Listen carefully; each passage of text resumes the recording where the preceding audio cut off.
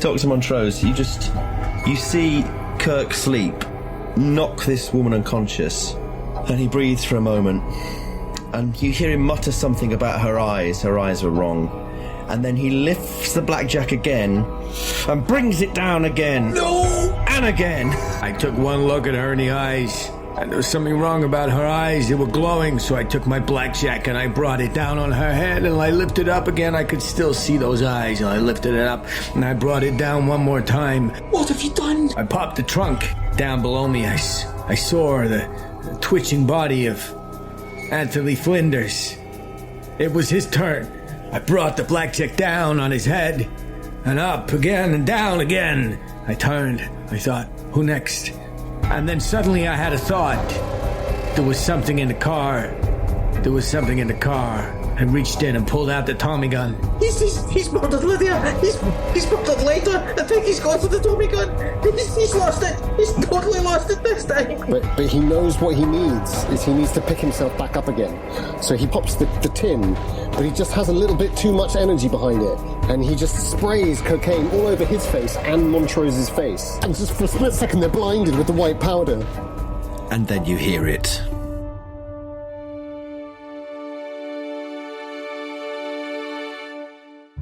The Apocalypse Players present Crimson Letters.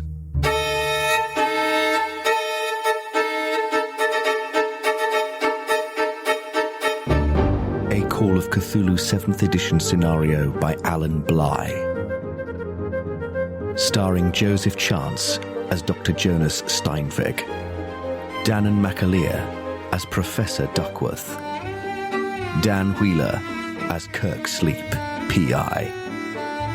With our special guests, Doug McAndrew as Dr. Althea Montrose and Mike Perceval-Maxwell as P.J. Mahoney. The Keeper of Arcane Lore is Dominic Allen. Chapter 10, The Big Sleep. Oh my God, I'm so sorry, Dr. Montrose. Forgive me. You've got your cocaine all over my face. Let me just get that little bit off your face. Licking her face. I'm sorry. What the hell is going on? I just want to cut downstairs just to find out Duckworth and Mahoney what they're up to, how they're leaving. Monty, what do you think? Do you think did it make any sense to you what he was saying? No, not much. But the thing with mad people is sometimes what they say doesn't make sense until much later. We have his drawing. I'll come back tomorrow and visit him if we have time. But for now, I think we should make our way out of this place. Mm-hmm. We've other things we need to attend to. Yes, I'm worried about the others by the car. Funny thing. When I came out, I was speaking to Bobby. Nice chap. And, I was talking about the rumpus in the cell next door.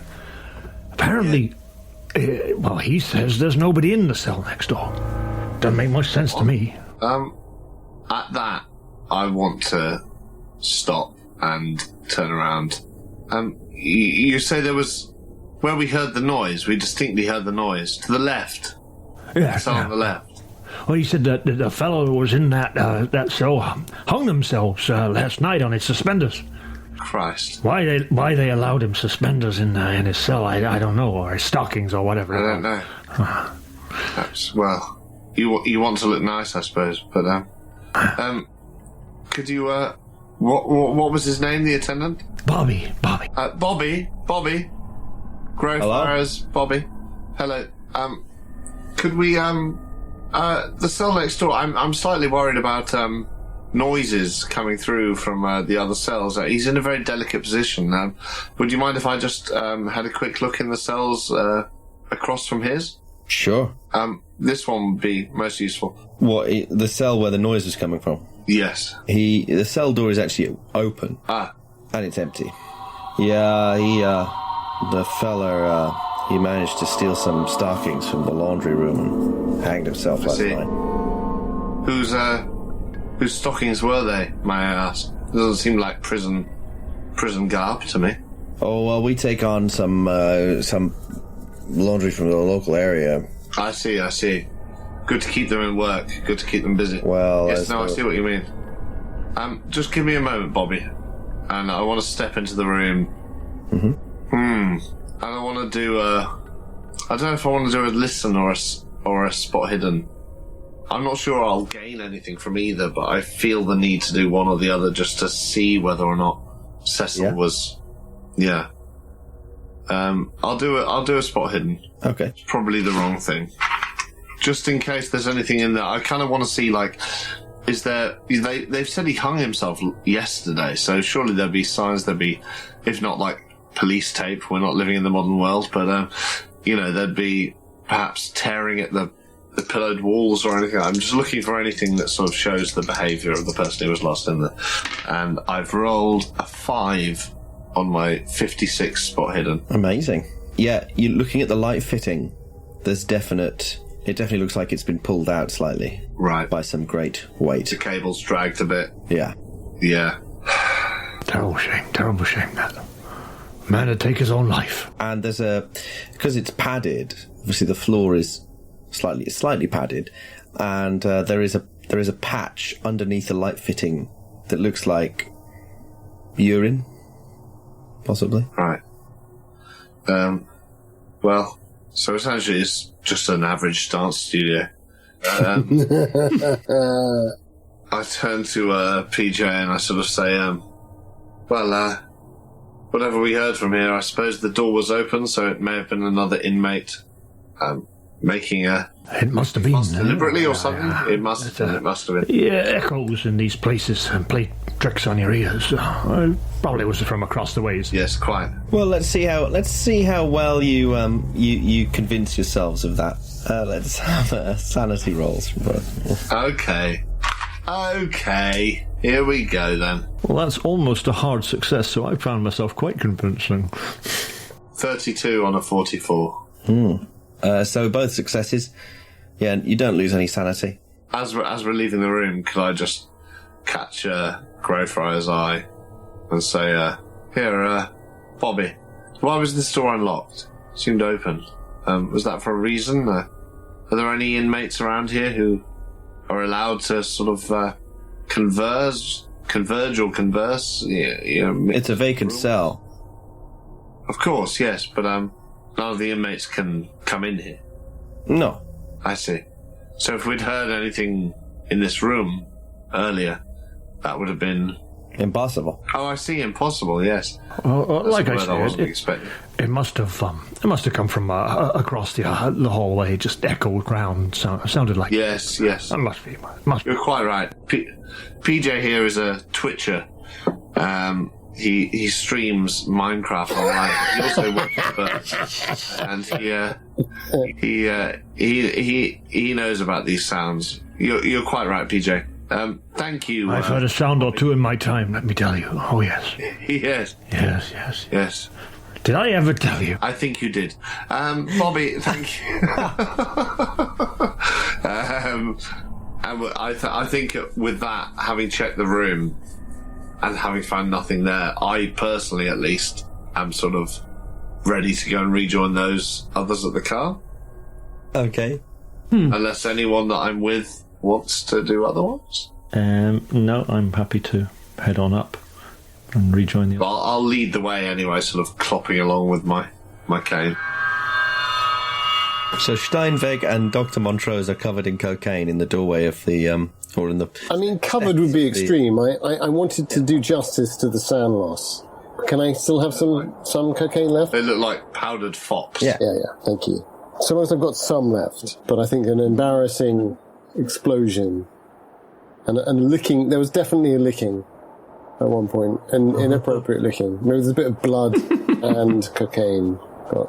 Danann, he's coming in the door. He's firing that Tommy gun. Quick, run! What? My God! Rose tries to grab him, turn him around, push him back the way that he came. Looking for some sort of shelter. I think I perhaps mistakenly attempt to gallantly try to get her in, but sort of hold the ground to look, to see. Luckily, I rolled quite low on Sleep's the number of rounds that he'd be affected. But it ain't over yet, so I showed her the Tommy gun. I pull the trigger, and I pepper the front of the asylum. And you're at an angle. Surely he's at an angle, Keeper. Well, let's see. Okay, so Steinweg gets to go first. With maybe a bonus for the influence of the... Well, I've taken some cocaine, but I mean, he's unfortunately addicted, so I'll leave that to Dom. Well, it depends what you're going to do. Well, I'm going to stick my head out to see what the heck is going on. If you can stick your head out and be really confident, then you get a bonus. I don't think that I'm being exceptionally brave, but I did want to make sure that Montrose was going in. I was able to see what was happening because I have listened to her. And she has said... It's the madman with the machine gun. Madman with the machine gun. There's a few Greco-Roman style pillars as well, columns at the, that you can get cover behind. Oh God, it's just like the beginning of the war again. So she's told you there's a madman with a machine gun, and if you've used that information to stick your head out of the door... Well, she's covered in blood, and... resisting the obvious help that cocaine would offer, I think it's perfectly logical that I would say. I'm not entirely sure. I think her nose is probably a bit and not in good shape to be taking a line aside from any other consideration. That'd be very crude. I suppose she could still like it. Maybe she actually takes a little bit of blood and coke smeared in a thing and, gives it a little bit. At this stage, running for her life, from the vengeance of the Tommy gun, then she might well do that. But anyway, a blood coke bomb. It's not sleep who's doing it. It's the Tommy gun. So yeah, I'm gonna stick my head around the corner and see what I can see. So the pillars, are they blocking my view? Let me say what I think Steinweg sees. I stick my head out and I'm looking to the left because I was imagining that's where we were parked, off to the left. Because I seem to remember... Yes. Good Dr. Duckworth did say that he had parked at the end of the line. Not in front of the gates. For some reason I'm going left. Tell me if it's right. I don't mind. I think it's left, yeah. So then I'm looking around and I'm thinking, I see pillars blocking my view. Is that right? Yeah. Are you in the doorway? Yeah, I'm in the doorway looking to right, literally sticking my head out, ready to pull it back in. But if all I can see are pillars and nothing else... Probably see the car. There's a chance you can see Kirk sleep, shouldering this thing. What kind of chance? Chance? A spot hidden. It's a spot hidden chance. No, I'm a little too wired for that. I can't really focus. He just happens to be stood behind a pillar when you look. So I think I dash to the nearest pillar and I hide behind it. Okay, so you're in really good cover. I think that's my action done, isn't it? What does sleep do? So I think as soon as I shoulder the Tommy gun, I sort of test it out with a sort of strafe across the front of the building where I've seen Montrose run in. The betrayer, as we call her now. The betrayer. And is Montrose? How far did you get, Montrose? Do you imagine that you're you're in the doorway with Steinweg? I'm in the doorway. I don't imagine. I mean, she's got a move of 7. It's relatively low. It wasn't far, though. It wasn't far, but she's certainly trying to get as far away from sleep. And get some sort of cover somewhere as quickly as she can. So you fire this. You fire a burst of this. Yeah, I'm not aiming for anyone in particular. This is just sort of like almost suppressing fire. Whoever happens to be there, I'll just shoot them. Yeah, exactly. Yeah.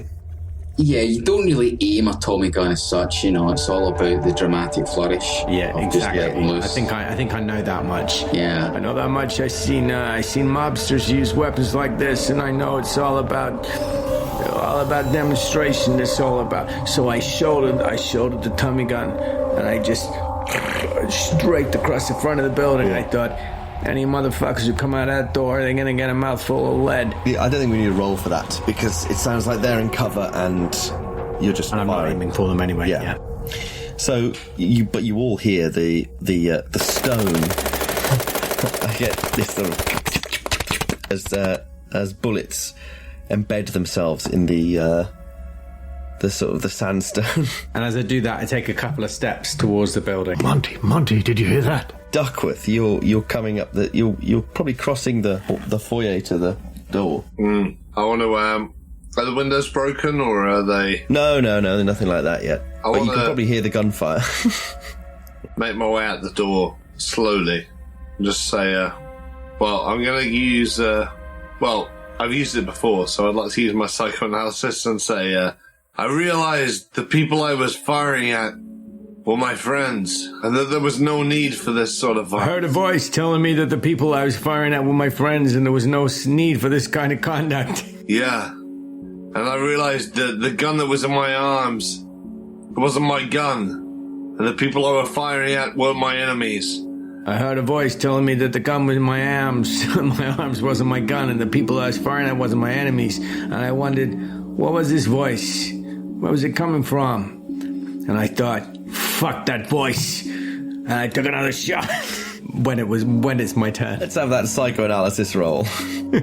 PJ is at this moment checking his revolver to make sure it's loaded and springing geriatrically into action. 17. What's my psychoanalysis is 56. Oh, that sounds pretty good. So I could spend 5 luck to make it an extreme success. No, a hard success is more than enough. Something you say gets to sleep, and you feel yourself lowering the Tommy gun. You feel calmer. Do Montrose or Mahoney act in any way? Yeah. Given that he seems to have calmed down.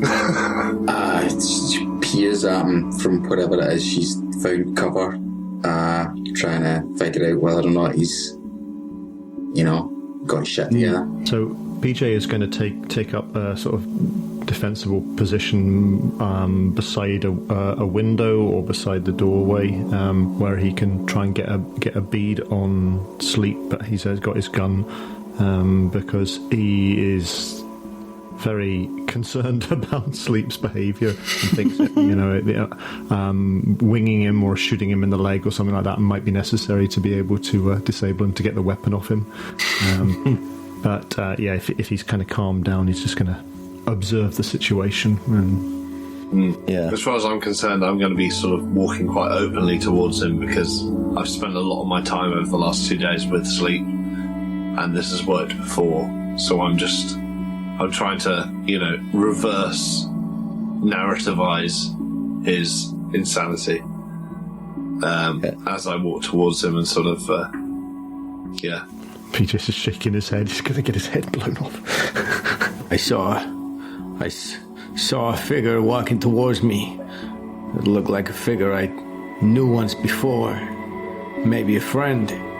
Although, didn't have the face of a friend. In fact, the figure didn't have any face at all. But somehow, he made me feel a bit calmer. I lowered the Tommy gun. I saw him wave his hand at me. Yeah, this guy seemed like a friend. Somehow he seemed like a friend. Dr. Montrose, what on earth happened here? The girl, Lydia, she attacked me. They were trying to get the rest of the patients indoors. There was a lightning strike, and she was just staring at us, and Flinders was banging at the boot, and then she just launched herself at me, stuck the bloody head on me. Look at the state of my nose. And then Sleep came over, and he saw there was something in her eyes, I don't know, and it just set him off, and he seemed to knock her out, and then he just caved her skull, and then he went to the boot, and then he opened it up, and the boy I just saw, I was trying to get in, and I just saw him go for the gun. I think they're both dead. Yeah. Line, this is not good. I think Mr. Mahoney, you have this covered, yeah? Yeah. And he's saying this all from kind of, he's got his cane. I don't know what the hell Monty hiding behind this pillar while Monty's walking towards him, and you're kind of trying to get a bead on him, but because these pillars are in the way. I'm walking towards Monty again very slowly in the hope that I can once again convince him to give me his weapon. But while this is all happening, so... If there's any dregs of the combat round left, I will try to dash back, I think, to Dr. Althea Montrose. So you both found yourselves in the doorway. Can Kirk... I presume Kirk Sleep still has the lowest luck. Can you give me a luck roll? Happily. That is a bad fail. So as Steinweg and Montrose sort of convene in the doorway, you hear some people coming up behind you. It's a couple of doctors, some orderlies, security personnel. They've heard the gunfire, and they're running up to you, and they say, What's happened? What's happened? One of the patients attacked me. Outside. One of the doctors turns sharply and he says, Miriam, I thought you said you got them all in. I thought I counted them. I'd counted them. And another nurse is coming up to Montrose, and Dr. Montrose, and trying to sort of check your nose. My name is Dr. Steinweg, and I am with the Miskatonic University. I can vouch for the man. He was only trying to defend our colleague here, and I start trotting over towards not actually Sleep, although I'm pointing to him. But I'm trotting over to Duckworth. If I can see this all happening, I try and sling the Tommy gun under not our car, but one of the other cars. I just try and sort of slide it along the floor. So I'd need really it's a sleight of hand roll, I guess, or a stealth, or maybe even a throw. Okay, let's have a little think about this. Throw, no.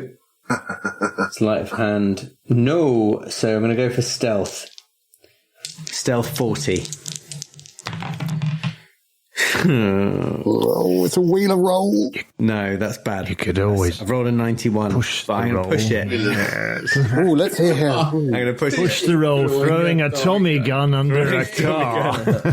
Everyone's happy. So I throw it, and it doesn't make it all the way under the car. So in this flash, I threw the Tommy gun. I tried to get it under the car next to ours. Didn't quite make it. So I leapt to the floor, slid across, tried to push it under, slid across the gravel. Oh, thank fuck for that. That's a hard success. That's a hard success in my stealth roll. You conceal the Tommy gun just as these doctors are sort of coming down the steps. One of them's trotting after Steinweg and saying, well, but what about the gunfire? Why the gunfire? You didn't shoot a patient, did you? Well, I assume it was because the patients had gone mad and were attacking an innocent doctor from the city of Glasgow. She is a professional who has been visiting the Miskatonic. Remind me of your station here. I am the chief doctor of B ward. Well, thank God you're here during the night. No doubt you'll be able to help us greatly. Could there be a luck roll to see if I know this chief doctor? I think you probably do know him. I was literally about to say Dr. Duckworth is here, and I'm sure that everything will pan out. Gerald, how are you? Ah, Dr. Duckworth. Yes. What is going on? I know. Such chaos. Have you seen the pylon? There seems to have been an electrical storm, and out here it's just been utter madness. The cell's still locked. You haven't switched over to the electrical system, I suppose. No. Well, good. This is a case in point as to why we shouldn't. Yes. No. This pylon right here. Look at it. It's somewhat burned. Yes. And anyway, I'll take us out of here as soon as you like. Sorry for any disturbance. It sounds to me like you're trying a hard fast talk here. Yeah, I know. Oh shit. And my fast talk is fucking shite. But actually, Danann's is very good. Mine's really good. Could I argue for a persuade if I did more improv?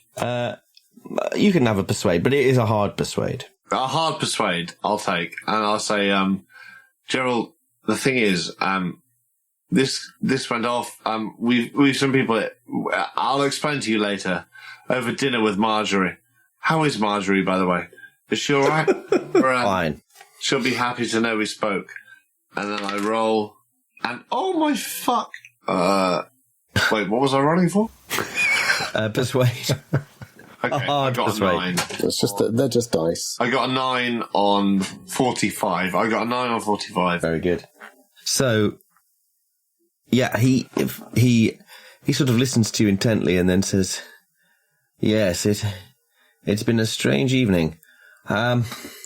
Well, If everyone's all right, I'm very sorry you were attacked and your colleague was attacked. Yes, by all means. Let's talk in the week and try and arrange something. Yes, I'll try and get to the bottom of what happened out here. Yes, Joel, I don't mean to tell you your job, but I think it may be just a dearth of attendance for the inmates. So many of them. Lydia, for instance, was so charming. But we need some more bodies on the ground. We need bodies on the ground. That's Lydia's body's very much on the ground. Too many bodies on the ground. Yes. He says, where is Lydia? And then he sort of says, we'll speak in the week. And then he strides off and he's sort of summoning matrons and nurses with their little storm lanterns over to him. It's got quite dark now. And he's sort of trying to organise them. I immediately turn to the others, mainly Dr. Montrose and Kirk Sleep. We need to get out of here right now. We should leave now. Yes. Oh, Dr. Montrose, what on earth happened to your face? Let's get out of here. Mr. Mahoney, quickly. I jump in the driver's seat. Fuck it, why not? Montrose, Dr. Montrose, you said that there was something wrong with her. Just her eyes, I don't know. Her eyes? I saw something odd, but it said sleep off. It set him off. He incapacitated them, he bashed their brains in. The same with the boy. I think, unfortunately, although he's got this instinct to sort of say, and he's sort of saying, do you think there's a chance that it's still there? But at the same time, we're all bundling in to a car. Yeah. And he's getting squished into the middle seat again. I'm sorry. Oh, that's my cane. Pardon. No, sorry, that was my cane. I'm sorry. No, it's my fault. It's quite all right. You're taller than I ever think, Mr. Mahoney. These cars are small. I can't get this door. Yeah, that's my hip. That's my gun. Oh, I'm sorry. It was the speed with which Dr. Duckworth has pulled out of the grounds. I didn't... Take it easy there, Monty. I'm sorry, I have no peripheral vision. You'll have to be my sideward eyes. Careful, no, left a bit, left. Avoid that. There's a tree. Oh, yes, There's a tree. yes. Where are you heading to? We should go back to the office. The papers. What did you find out from Cecil, in any case? The papers are still in the office, apparently. He told you this? It's hard to say. Never left it, he says. If you can believe the man is quite clearly deranged. He is? Scheisse, I never found out about his hands. Did either of you ask about his hands? No. Well, in a way. He bit them. We found out he knows what the replicas are and he knows what the contortions are. The real thing we have not found, and we know now where to find that. He had terribly damaged hands, Dr. Montrose. And Mr. Sleep. Mr. Sleep, his hands were very damaged. Yeah, sure, I heard you. His hands were damaged. Yeah, it's self-inflicted, apparently. For Dr. Montrose, we didn't do a sanity roll, did we, for seeing Kirk Sleep batter the shit out of two? I was just thinking, Dom, that we were maybe a little remiss. Because, it's one thing he knocks out Lydia when she's trying to kill, but then, pausing and then bashing us caving her head in. Yeah. And then going over to the car. Yeah, probably should have. While she's rolling her sanity check, is it too much of a stretch of the imagination to say that my hand is still on Mahoney's gun? Well, it all depends on... Well, exactly, it is your gun, right? Buy me a drink first. It's a pistol, isn't it? Nothing else. So, I failed my sanity check. So what we can maybe say is so Montrose goes to the car and she can't help herself. She goes to the boot to look in at the state of Flinders. Oh no! And at that point, the sanity check. So is he quite clearly dead? I mean, this. Oh yeah. Yeah, his head's been bashed. Oh yeah. And it's a real mess. Yeah. Yeah. Okay. Oh, so would you say that he is finding a horrifically mangled human corpse? I think so. So it's actually 4 sanity points you lose there. Okay. Okay. Oh no, Well. another one down. Two of them over the edge. What is it? We're all just, our days are numbered. Unfortunately. I'm glad I've got you between me and her. She's the best of us. She is the best of us. One of us. So it's a bit of a delayed reaction. You're in the car. Are you in the front or the back, Althea? So she's went to the boot, and you see her look in, and she just closes the boot, wide-eyed, and then steps and gets into the back seat, looking straight ahead, her hands shaking. If she's still got a handkerchief or a rose. So, just to clarify, have you pulled over to have a look in the boot? Well, I think the boot was probably... so this is at the point we're trying to clear out. Fine. So Sleeps opened the boot, bashed the skull in, got the gun, and went straight in without closing it. And Montrose has just been drawn out to look. She saw this. You couldn't actually see. She maybe saw splatters of blood flying up from the boot, but she felt compelled to have a look. So she's had a look in before we've set off. Probably closing the boot over before we drive off, and that's when you've looked in. Couldn't help herself. So you get to you get back in the car, very quiet, and you've been driving down the hill.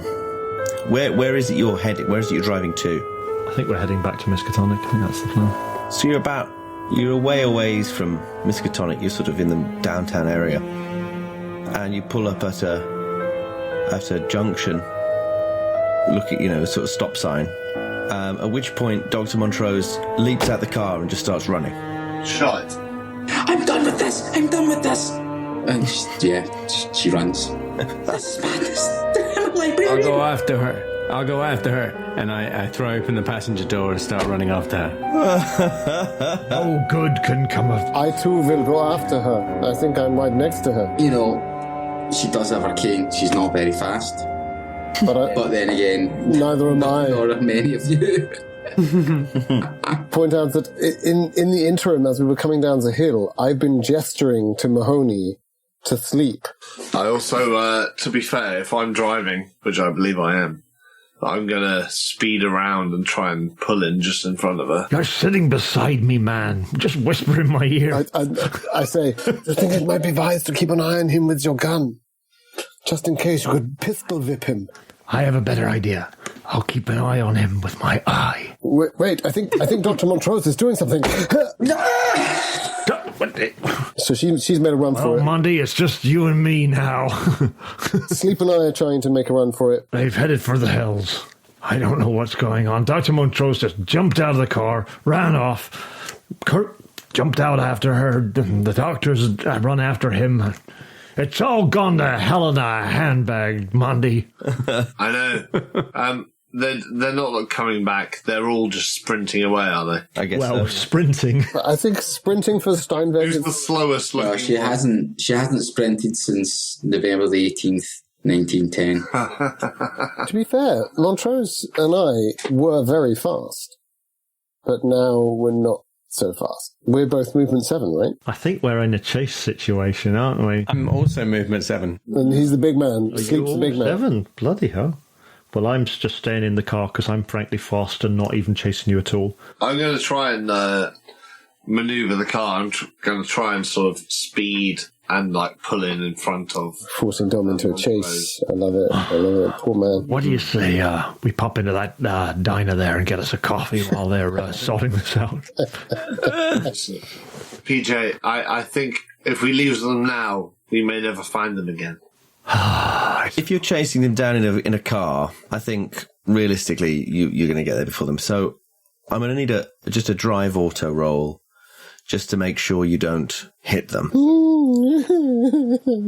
or crash or a fail might still be all right.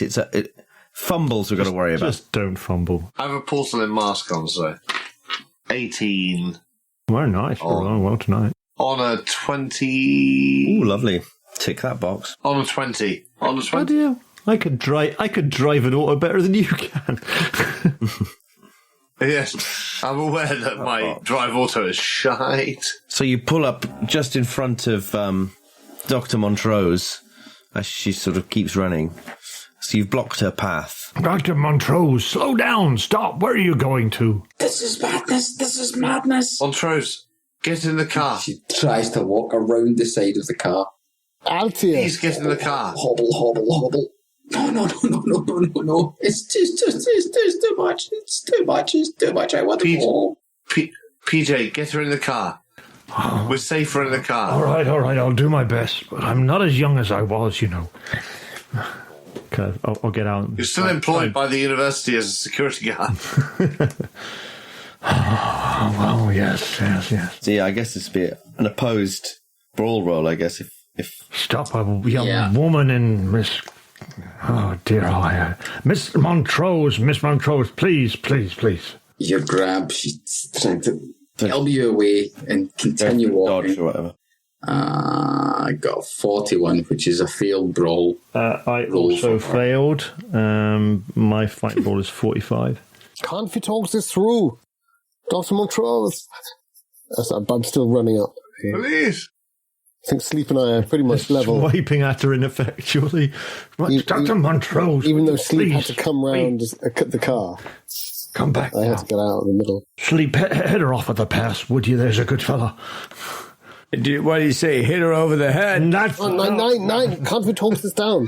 Dr. Montrose, what's happened? What was the last thing you saw? In the trunk. In the trunk? Of our car?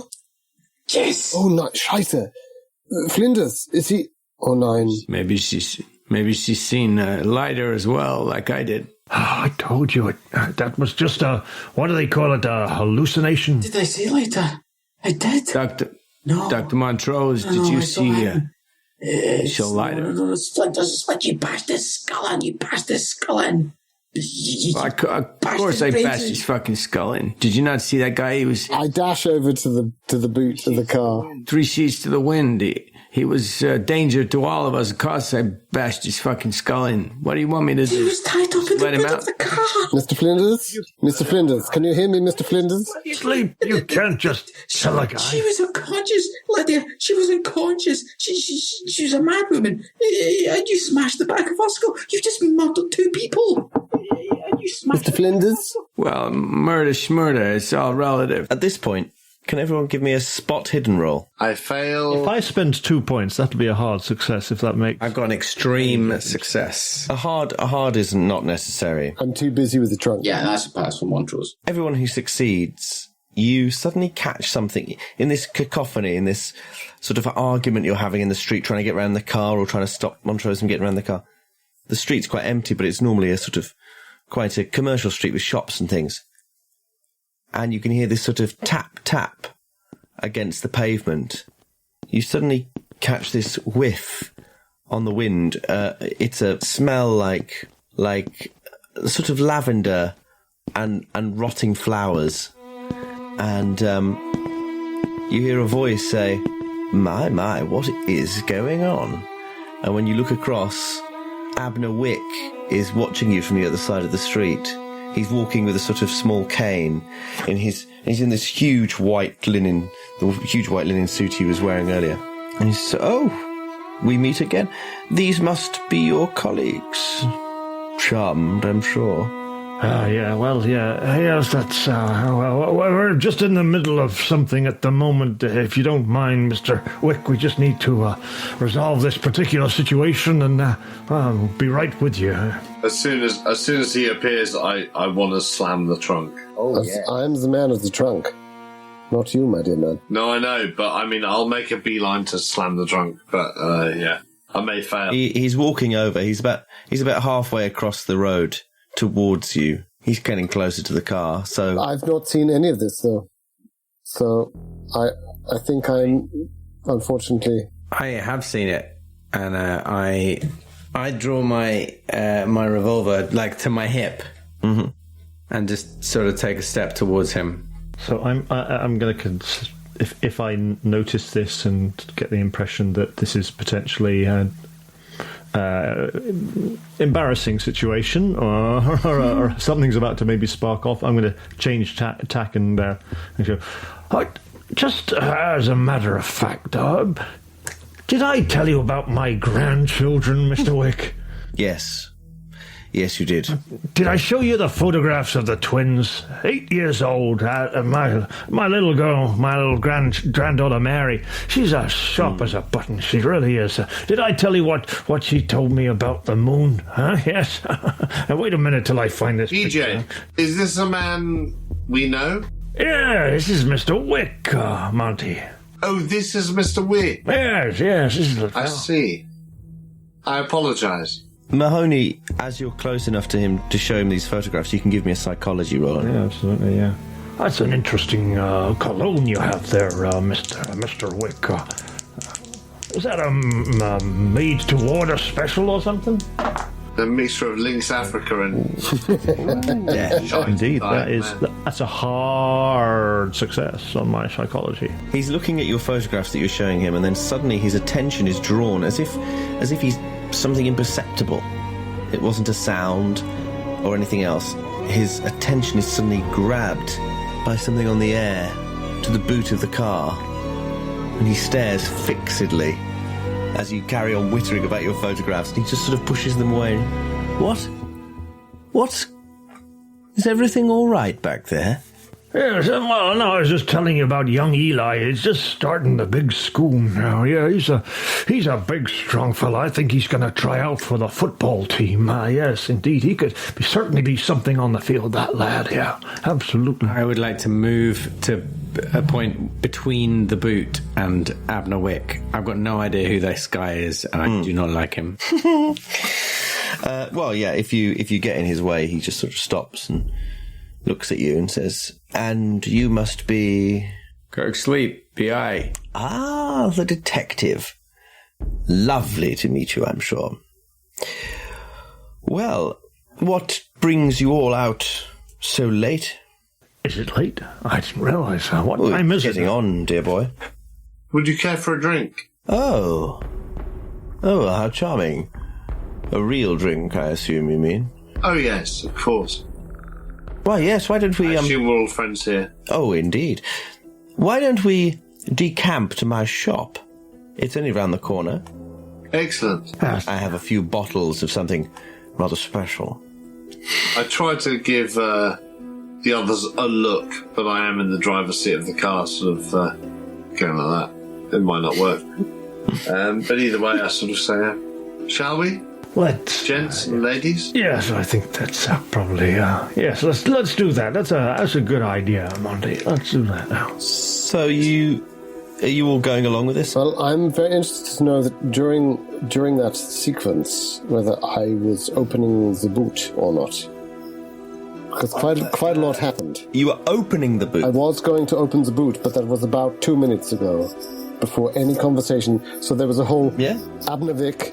But I didn't pass my spot hidden, so I didn't see him approaching, so I was assuming that simultaneously I was opening the boot to investigate Dr. Montrose's... Because the logic was I was going to resolve her psychological problem. Yeah, well, yeah, if you open the boot... you don't need to roll to open the boot, but you do need to make a sanity roll for seeing what's... But I have war experience, and I'm in the First World War, so I don't think I do I? Okay. It's your call, Doctor. Doctor of the Keeper of the Chaos. No, I think that's fair enough. I'm thinking I've seen some pretty terrible bodies in my time. So if it's just for the body, unless there's anything about his eyes that are yellow...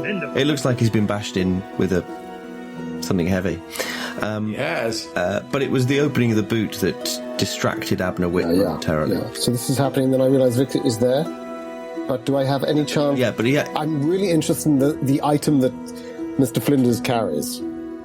And I wonder if it could be useful for all of us, or potentially... Which item? Didn't he have some sort of pendant? He has an inverted pentagram on a. I would like to take this. Okay. Well, Kirk interposed himself, so you have an opportunity to do that without really being noticed. Yeah. It's a sort of desperate act. My sleight of hand is very poor, so... I don't think it'd be required. That was all I wanted to do. And so you end up once again... twice in one day in the company of Abner Wick as he walks you or directs you back to the shop, which is just a block away. Monty, do you want to park the car up somewhere and come and join us, or do you want to? Hold on, I can take the car. Well, yes, no. Oh. No, I'll take the car. I think that's fine. Oh, my dears. You can park the car in the loading bay at the back, if you like. It'd be very safe. Oh, I see. Yes, excellent. And they don't lock it at any particular time, no? Oh, it's my loading bay, dear heart. Of course. Can I, as I'm driving in, make a... If it's a roll, it's a roll, but I just want to see where the gates would come across and park across that. So it's like, there's the street, and there's an entranceway, and then there's these two loading doors, and then there's a covered loading area. So I want to park between the two loading doors, sort of haphazardly, like deliberately haphazardly, so I can then blocking them. Him and go, yeah, and then sort of turn to him and go, well, since we're here, let's park where we want and drink where we want. Am I right? And then sort of walk away. Yeah. But the deliberate thing is to park between the doors. And before long, he's fishing his keys out and unlocking the door. And inviting you inside for a nightcap. However, it's probably well, I say nightcap. It's probably like 7 o'clock, and it's worth remembering that the autopsy was happening at 8, I think. Yeah. But as he shuts the shop door, he gets you all inside, and then the final shot would be him looking up and down the street, and then shutting the shop door and pulling the blinds down. And so to any passerby, it would appear completely dead inside.